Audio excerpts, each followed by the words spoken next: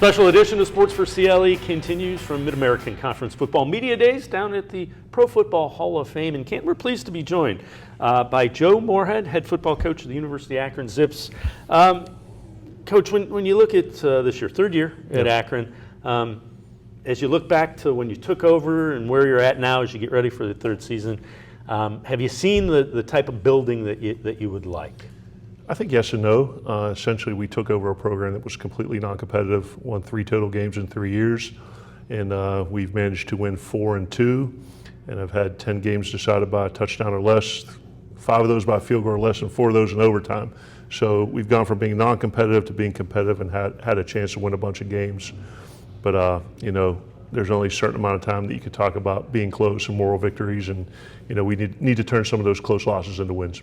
So when you look at starters returning, 8 on defense, 5 on offense, rather than focus on that, when you look at this year's defense, what are some of the things that should be strengths that you like that you have? Yeah, I'm very excited about our defense. In year one, we probably played a little bit better on offense than we did on defense, but we made a huge stride from the year before we arrived. But Coach Tibasar and his staff and our defensive guys have really did a nice job last year, improving in every major statistical category. Still have a bunch of things we need to work on, but return a bunch of very good players, a lot of production. I think we've got good chemistry. Guys play with a lot of passion, so I'm excited to see our guys take the next step forward. Flip side of the ball, what do you, when you look at the offense, what do you see, what do you like, what do you want to see even kind of run forward, if you will? Yeah, I mean, we were better in year one than we were in year two. We need to be able to control the line of scrimmage. We've been last in the league in rushing 2 years in a row and given up the most sacks. We've been able to throw the ball, but without the ability to win the line of scrimmage, you're going to have a tough time. So the biggest area of improvement will be for us to fix the offensive line.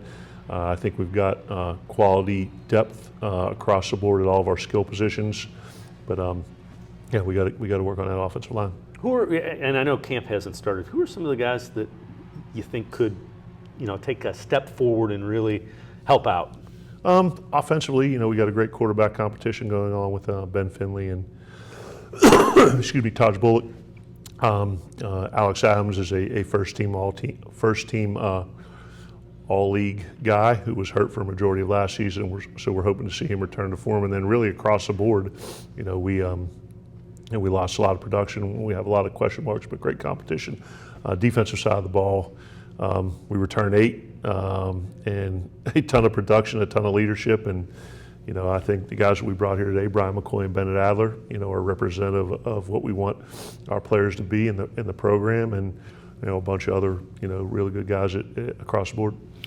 So defense should be a strength, is what, and I'm guessing if you figure the offensive line out, you think things could really start rolling. Is that accurate? I do. Fair? I mean, with the transient nature of this college football, it's tough to say. 35 new players this year, 35 last year. So it's not about just the talent, but how do they kind of assimilate to the culture? What's the chemistry? So I think the pieces are in place, but it's not like the old days where you brought in a freshman and you developed them for 2, 3, 4 years, and so you're kind of, it's like an Etch-a-Sketch. You draw the picture, you shake it, and then you got to draw a whole new one. So one, I think the guys that have been here for 2 years, going into their third year, really understand what's necessary from a preparation, effort, and execution standpoint for us to win games. It's about taking these new guys and kind of getting them to get caught up to speed pretty quickly. So non-conference, there's Ohio State, Rutgers, South Carolina. Does that help you? I mean, does it help you figure out what you need to improve on, or is that? I mean, that's a pretty brutal way to start. That's one way of putting it. Yeah, we tried to schedule the Chiefs, but they said they were busy, so unfortunately we weren't able to get them on the schedule. But I mean, it is what it is. So maybe whoever's voted in on December, maybe we can address that inflation, so we don't have to play as many money games. But I mean, it is what it is. So we're going to control what we can control, and that's how we prepare and how hard we play, and just go up there and compete our butts off. Having said that has to, you look at that and you're going to be ready for MAC play by the time you get to it. Yes, I think there's a good and a bad. That obviously you're forged in fire, and You're playing one of the prohibitive favorites for the national championship, and a SEC team that won 5 games, and a Big Ten team that beat Miami in the bowl game. So, yes, you're going to play great competition, but at the same time, there's that juxtaposition of going through those games, gaining the experience, doing your best to win them, and then trying to stay healthy. So, I think it's a healthy balance of making sure that you're doing your best to compete, but also coming out healthy for the portion of the schedule. I don't want to say that matters the most, but no, the one where they hand out a ring and a trophy, which is the conference games. Absolutely. Coaches get a sense of what a team is like, and I know you haven't hit fall camp yet, but what do you sense this team, personality of this team is? I'd say a healthy balance of optimism and anger, in the sense that, if we took the past 2 years and every game was a 35-point blowout, and we really don't have a chance. So I think there's a sense that we've been really, really close and need to figure a way to turn the corner, and also a little bit of, if I'd have practiced a little bit harder, if we'd have called a little bit better plays, if we'd have been able to do something in the fourth quarter, that instead of 2-2 wins, we can be sitting anywhere from 4 to 6. So I think the kids, excuse my language, are pissed that we haven't been able to close these games out, but at the same time optimistic that if a couple things, I don't want to say you make your own breaks, but we can certainly find a way to close some of these games out. Joe Moorhead, head coach of the Awesome. Appreciate Always a pleasure. it. Yes, Thanks sir. very much. Thank you very much. We're going to step aside, take a quick time out. Other side of the break, we'll hear from a couple of the Akron Zips players. It's a special edition of Sports for CLE. Stay with us.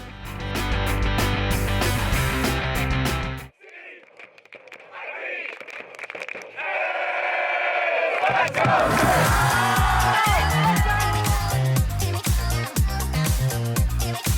on over and check out what we're doing. Let's go!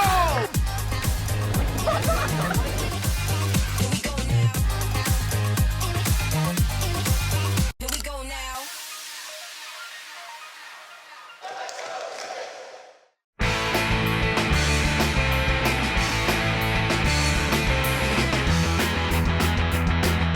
Special edition of Sports for CLE continues. We are joined by a couple of Akron Zips. Brian McCoy, a linebacker for Akron, as well as Bennett Adler, a defensive lineman for the Zips. Guys, appreciate the time.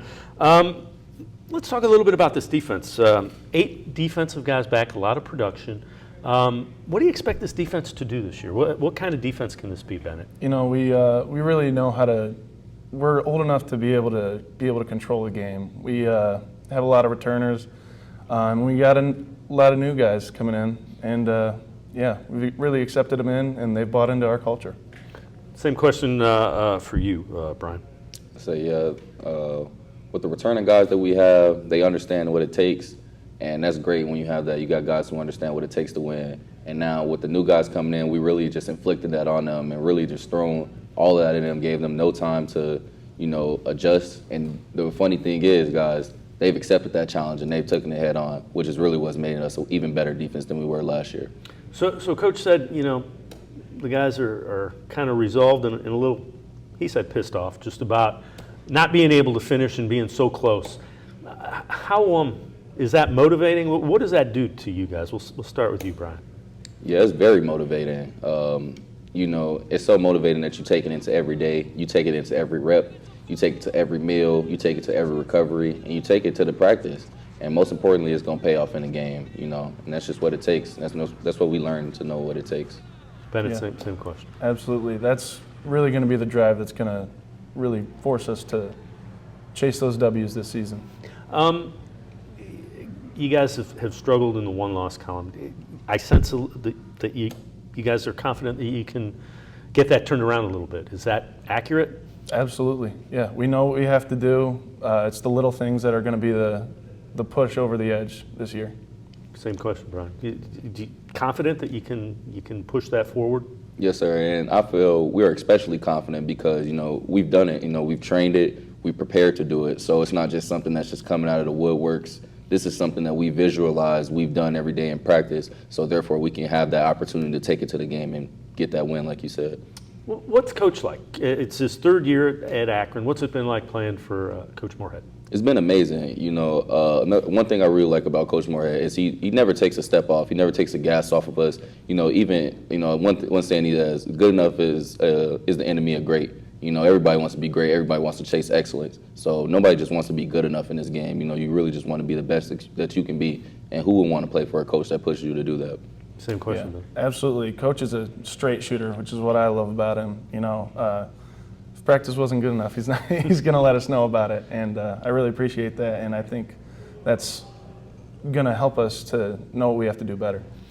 What do you think the strength of this defense will be? Again, I said you got 8 guys back. What's it going to look like on the field, do you think, too? It starts stopping the run, but I think our experience on the field is really going to help us. And then that experience turning into leadership for the younger guys. And we're really going to start a generational team here. Yeah, just the cohesion, We, as a defense, we have a lot of cohesion. We have a lot of communication. Very talkative defense. All we do is talk on the field. Nothing's a secret, And, we bring that into the game, and other teams are going to feel that. They're going to know that we're together. We're one band. We're one sound. 11 is 1 and 1 is 11. It sounds like you're going to be flying to the football. Is that kind of what you're getting at there? That's all we do. That's all we do. Fly to the ball. 11 to the ball. Yeah, 11 hats every play. What do you guys want to see from yourselves? What do you want to see from yourselves? What do you want to see from the team? Just knowledge of the playbook, really. Just looking to help my teammates and my team get some wins. Same here. I just want to take us to the top. I'm tired of being the down, looked down upon guys. I want to be up at the top with everybody else. So, and everybody else on the teams understand that. So that's where we're heading. Bennett Adler, Brian McCoy, appreciate it, man. Best of luck to the Zips. Thank you. Thank you. Thanks very much.